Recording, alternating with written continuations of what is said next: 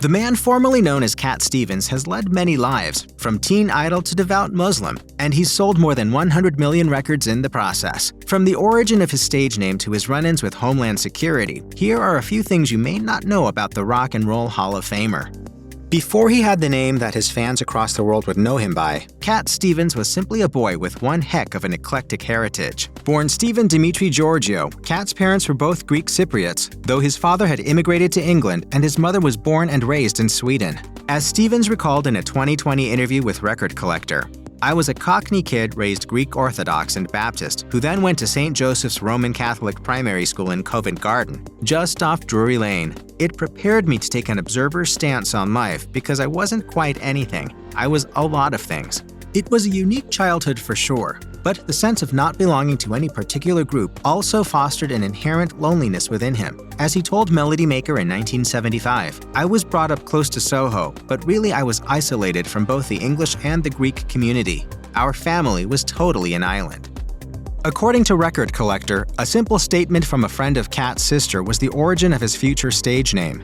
"You've got eyes like a cat." After that observation, the man formerly known as Stephen Dimitri Georgiou decided from then on to go by Cat, explaining in an interview with Salon, "I didn't think anybody was interested, and I thought that it had nothing to do with me. I couldn't imagine anyone going to the record store and asking for that Stephen Dimitri Georgiou album. It turned out to be undoubtedly the right move, and even may have had a subconscious effect on his fans." As Stevens added, "In England, and I was sure in America, they loved animals."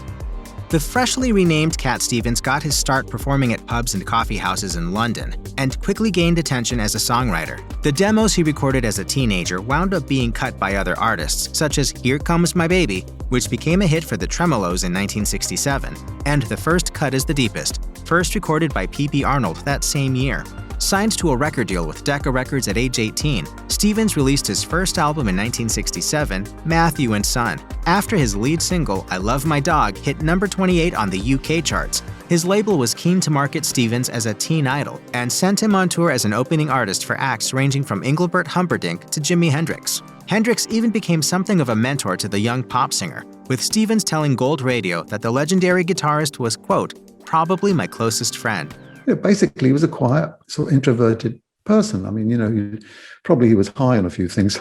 While Cat Stevens and controversy would walk hand in hand in the years after he became a Muslim, he first dipped his toe in such waters back in his teen idol days. The cause was a little ditty from his debut album Matthew and Son called I'm Gonna Get Me a Gun. If the title wasn't obvious enough, the song's lyrics constituted a pretty clear warning to anyone who'd wronged him in the past, which had Stevens singing, "And all those people who put me down, you better get ready to run, 'cause I'm gonna get me a gun." When the song made its debut on Jukebox Jury, a popular British TV show with teens at the time, one member of the panel excoriated Stevens for glorifying gun violence. Fun fact that's not so fun?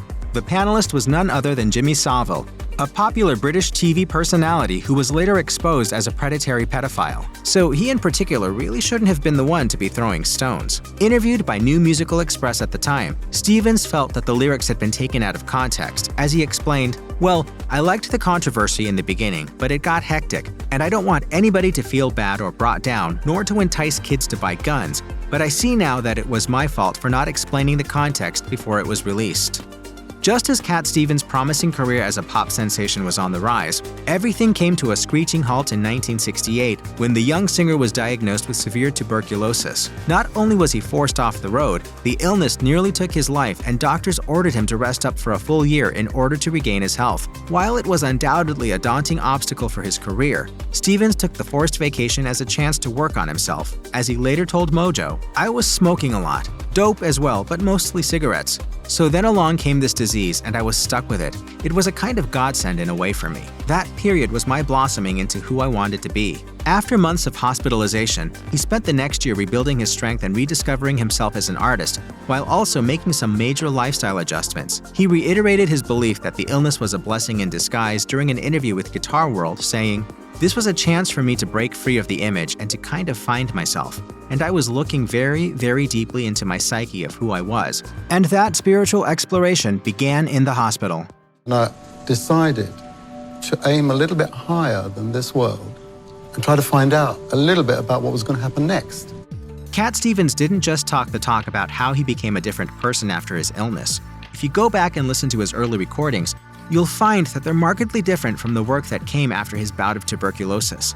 A big reason for the difference is that his post-TB albums were released on Island Records as opposed to Decca Records. Frustrated with the teen idol approach Decca had taken with his career, he'd had discussions with Chris Blackwell, founder of Island Records, who was all in on the new musical direction that Stevens wanted to pursue. Blackwell offered the changed musician a record deal, but there was just the teeny-tiny issue of Stevens still being under contract with Decca. Stevens was able to quash this deal, however, due to the legal loophole of not having been alive for very long. More specifically, he was under 21 when he'd signed his contract, which at the time was considered a minor. Because of that, he was allowed to step out of his contract uncontested. Unlike the highly controlled environment at Decca, Blackwell gave Stevens creative carte blanche, as Stevens told Guitar World. Signing to Island Records was the greatest liberating opportunity I ever had in my career, certainly up to that point. It was like, now you can do whatever you want.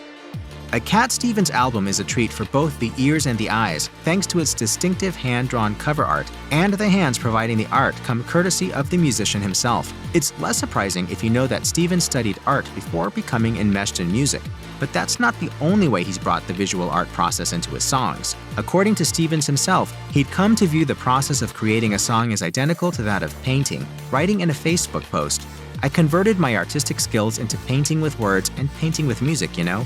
I still do the same kind of thing, but just sonically, and with notes and words rather than colors." Among the many beloved tracks on the Cat Stevens album Tea for the Tillerman is Sad Lisa. That song was inspired by an actual Lisa, a Swedish au pair for Stevens' family when he was a teenager. And yes, she was indeed sad. Stevens recalled writing the song to Record Collector, saying, "I wrote that first time on the piano in our living room. I was learning guitar and tried to transcribe the chords I knew for piano, though I never had a tutor.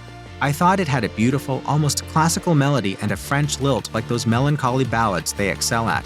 As to what real-life Lisa was actually sad about, Stevens admitted he never really knew for sure.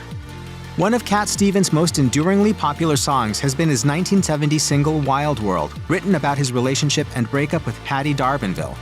While D'Arbanville would eventually go on to become a popular star in such TV series as Wise Guy and Third Watch, at the time, the American-born actor was best known as a model, before appearing in several of pop artist Andy Warhol's experimental movies. In an interview with Billboard, Stevens didn't seem bitter or heartbroken about the end of their relationship, and attributed their parting to their differing careers and his life-changing illness. He went on to explain the true meaning behind the song, saying, "I knew there were a lot of dangers out there, so it was kind of me talking to myself about the second career I was about to embark on, and also talking to her about her career. We'd basically split at that point, and that was the ode to our parting."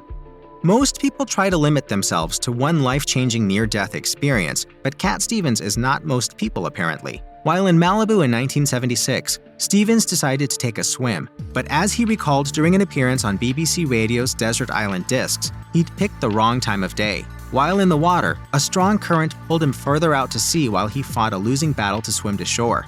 As Stevens explained the ordeal, "There was only one thing to do, and that was to pray to the Almighty to save me. And I did. I called out to God and He saved me. A little wave came from behind. It wasn't big, it was just simply pushing me forward. The tide somehow had changed and I was able to get back to land." Not long after that, Stevens' brother gave him a copy of the Quran, introducing him to Islam and helping to set him on a new path in life. As Stevens went on to recall, "I would never have picked up a Quran, but it became the gateway. After a year, I could not hold myself back. I had to bow down." I was just so grateful to find this religion where I could devote myself to God. Stevens became a Muslim and gave up music completely, setting aside his guitar and changing his name to Yusuf Islam. Though for simplicity's sake, we'll continue to refer to him as Cat Stevens for the rest of the video. As he later told Guitar World, "People asked me how could I leave and just give up music, but it was because I'd actually found what I was looking for." Following his conversion to Islam, Cat Stevens married Fawzia Ali. At the time, there were reports that this had actually been an arranged marriage, but speaking with The Guardian in 2006, Stevens insisted that was a mischaracterization, explaining, "I simply had two girls that I was, in a way, interested in marrying. I invited them home separately and asked my mother which one she thought I should marry, and by God, she was perfectly right." Given that Stevens and his wife are still married and now the parents of 5 children, it's safe to say that Mama was right. But even as he insisted that his own marriage wasn't arranged, Stevens admitted in 1999 that he and his wife were already exploring options when it came to arranging marriages for their daughters. As he told the London Times, "We're consulting now. I knew marriage was not just a selfish thing between two people, but about a bonding between families. We believe that love really blossoms after marriage, but there has to be attraction."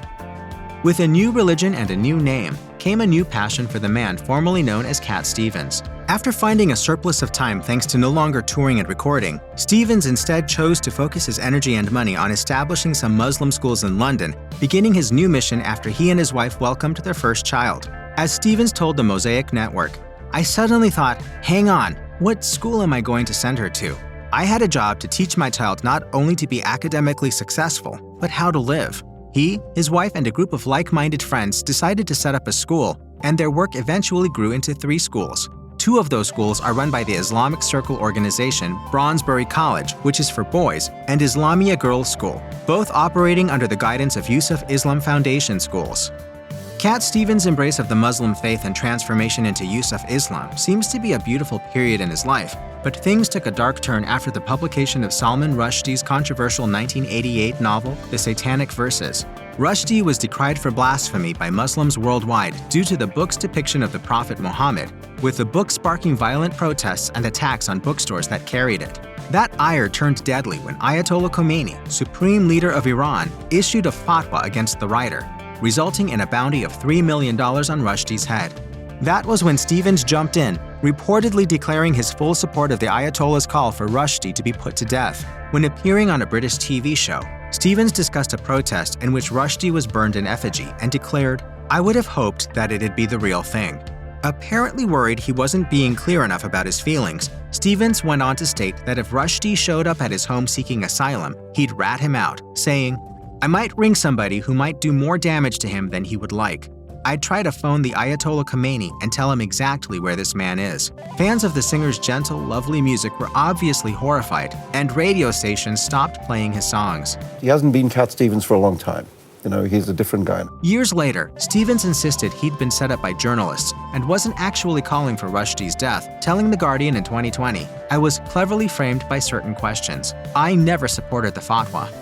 Cat Stevens, musician, devout Muslim, hostage negotiator? It's true. After the Gulf War erupted in 1990, Cat Stevens wound up being a key player in securing the release of some British citizens being held hostage in Iraq. Stevens negotiated with the Iraqi government, his goal being to arrange for the release of 40 British hostages, including some who were sick or elderly. Stevens appealed directly to Iraq's president, Saddam Hussein, begging for the release.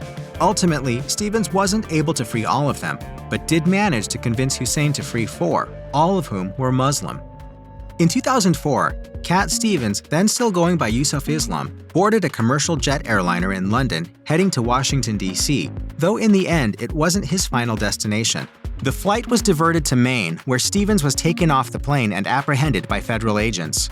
As he recalled to ABC News, the door opened and in walked 6 gigantically tall, uniformed officers, and they kind of came to me directly. Then I got interviewed by some FBI agents, and that was like the beginning of what I began to realize was a terrible ordeal which I was about to go through. It was at that point he discovered that he'd been placed on the US government's no-fly list. The reasoning was explained by Brian Doyle, a spokesman for the Department of Homeland Security, who said Yusuf Islam has been placed on the watch lists because of activities that could potentially be related to terrorism. It's a serious matter.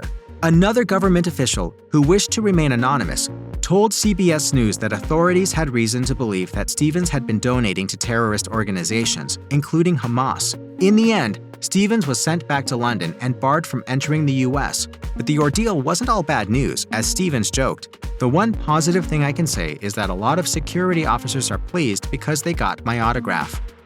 To put it mildly, being placed on Homeland Security's no-fly list for allegedly funding terrorism is a pretty serious matter, and one that blindsided Cat Stevens. He insisted those accusations were unfounded, with his brother telling CBS News, "It's not true. His only work, his only mindset is humanitarian causes. He just wants to be an ambassador for peace." So the thing is, we must make our own home a pleasure.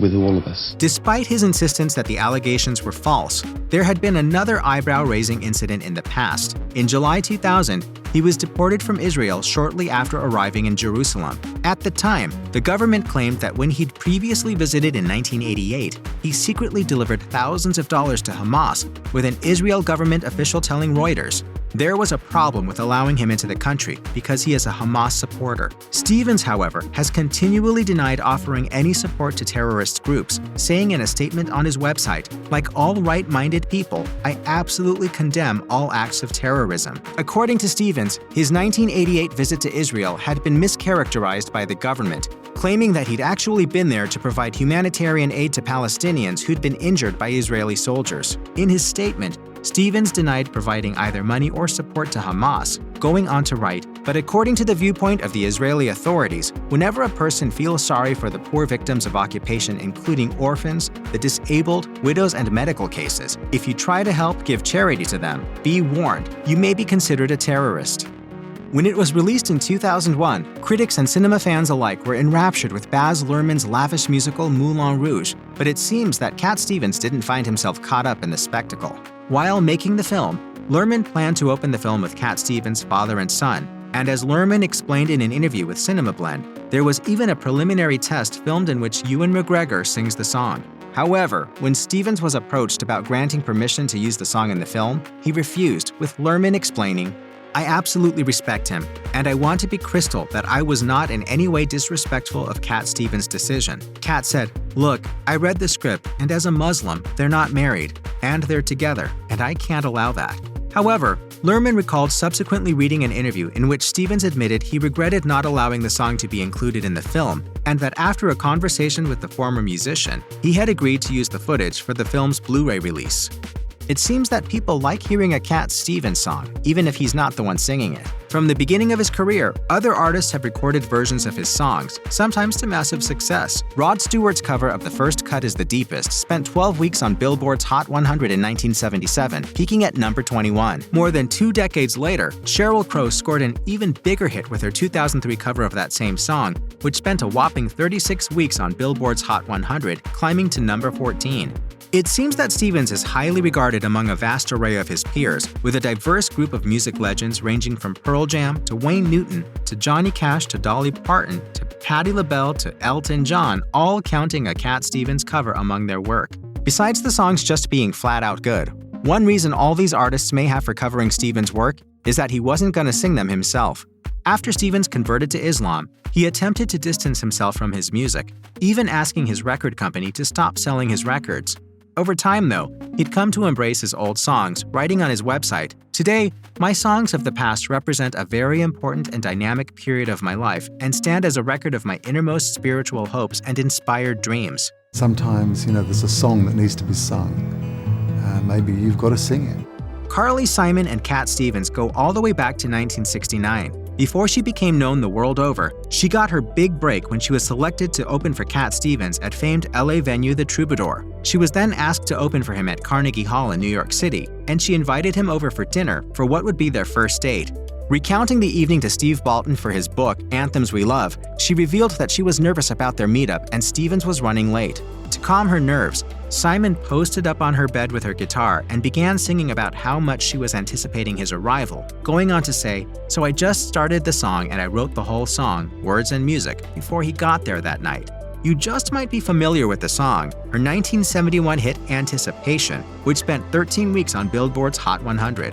They dated briefly, and while the relationship didn't last, the song Stevens inspired has endured. The pair reunited one day in 2010, with Simon recalling to Showbiz 411.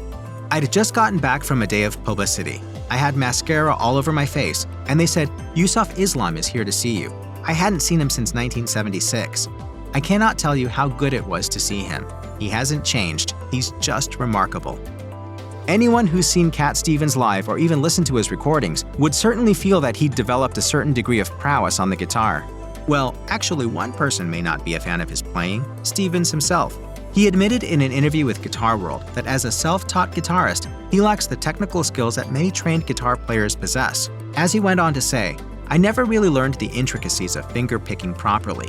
I mean, even today, I'm shy of playing in front of someone like Paul Simon because I never learned anything properly. But the way I did it was kind of unique, and that's why I suppose it works in my songs. Another reason for his lack of range on the instrument might come down to availability. Stevens claimed he always worked with an acoustic guitar while learning to play, and he never had an electric one. He summed up his experience by saying, "So I tended to write on an acoustic, and I was always more of a rhythm guitarist than a solo player. I couldn't do that." Despite displaying some regret to his musical past after converting to Islam, it appears that Cat Stevens was eventually able to get over his qualms. I'm just hoping that more people will get to hear me now, and the two worlds, if you like, sort of brought together. That was abundantly clear in 2020 when he recorded a whole new version of his seminal 1970 album Tea for the Tillerman, 50 years after the release of the original. As he explained in an interview with NPR's All Songs Considered, re-recording the song Father and Son offered him a rare opportunity to work with a musician he has great respect for, himself. As he explained, "There's the Son and there's the Father. You're going to hear me singing the whole song except for the Son's part, because the Son is going to be me, which we've lifted off a recording from the Troubadour and back in 1970. So you got me like 50 years ago singing with me today."